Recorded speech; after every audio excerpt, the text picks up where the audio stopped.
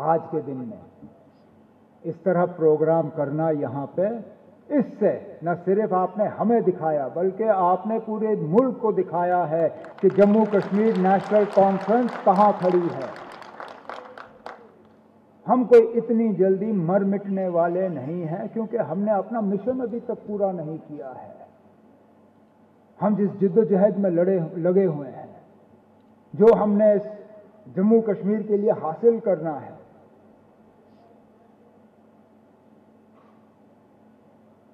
शायद ये खासकर मरकजी हुकूमत ये हमें मर मिटते हुए देखना चाहते थे, क्योंकि हम झूठ मूठ की सियासत नहीं करते, हम धोखे की सियासत नहीं करते, हम गलत चीज को सही नहीं कहते और सही चीज को गलत नहीं कहते। जो सही है वो सही है, जो गलत है वो गलत है, जो सच है उसको झूठ में तब्दील नहीं किया जा सकता, और जो झूठ है उसको जितने भी आप रंग बदल दो, जितनी बार भी आप उसको दोहराओ, उस झूठ को सच में भी तब्दील नहीं किया जा सकता।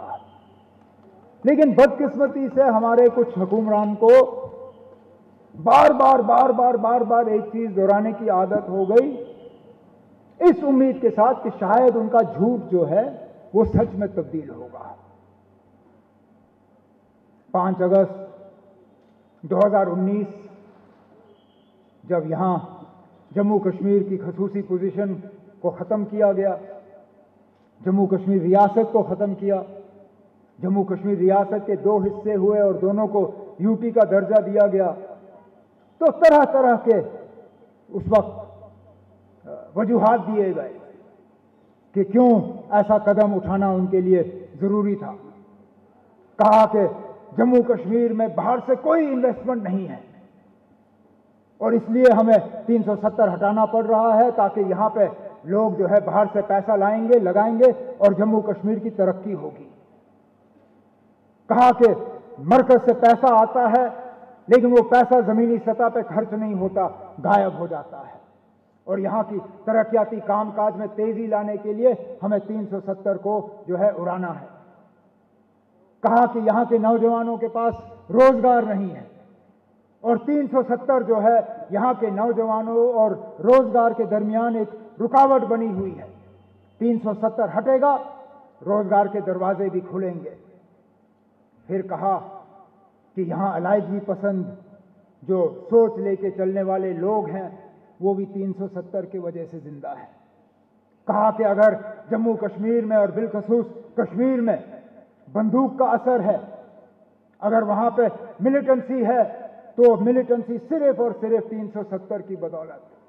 अगर ये 370 हटा तो ना यहां कोई आजादी की बात करेगा, ना कोई आपको अलायदगी पसंद वाला मिलेगा और ना यहां आपको कोई बंदूक वाला मिलेगा।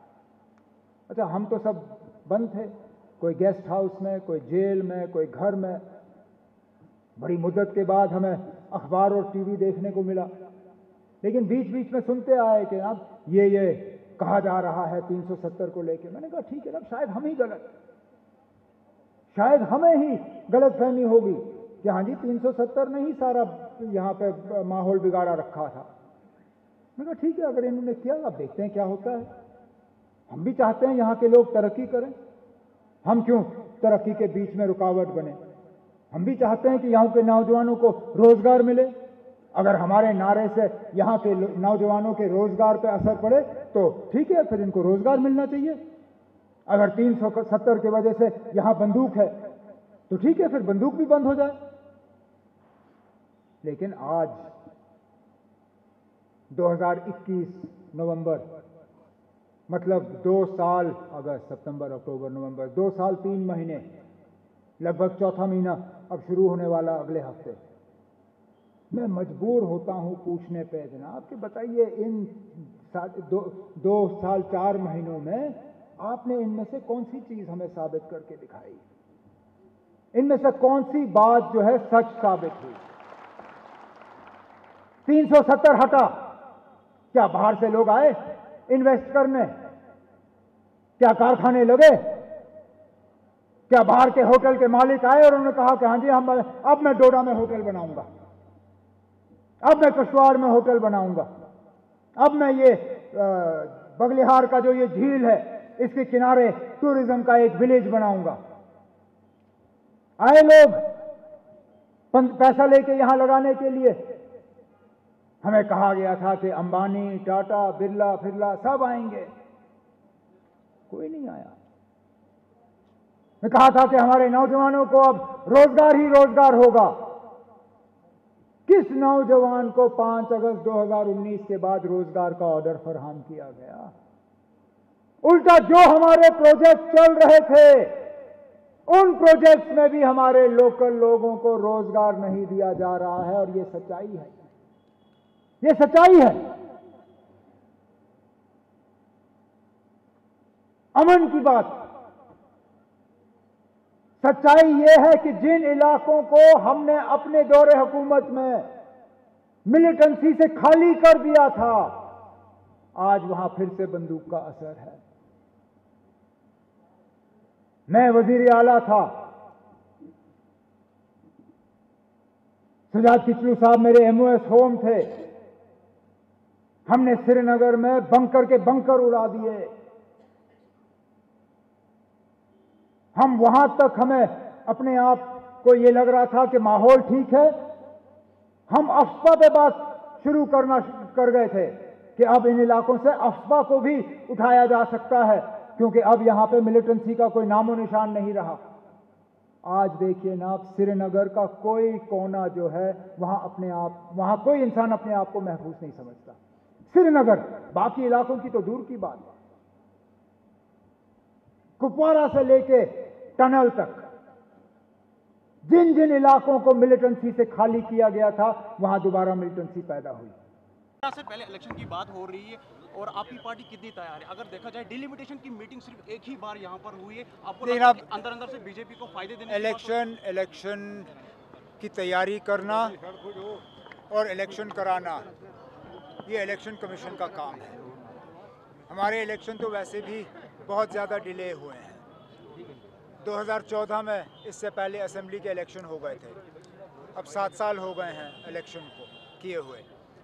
हम तैयार हैं, जैसे ही इलेक्शन का ब्यूगल बजेगा हम अपने उम्मीदवार जो हैं मैदान में उतारेंगे, और उसके बाद लोगों तक है ना, लोग हमारे साथ कहाँ तक चलने के लिए तैयार होंगे, हमें उनको कन्विंस करना है उसके लिए।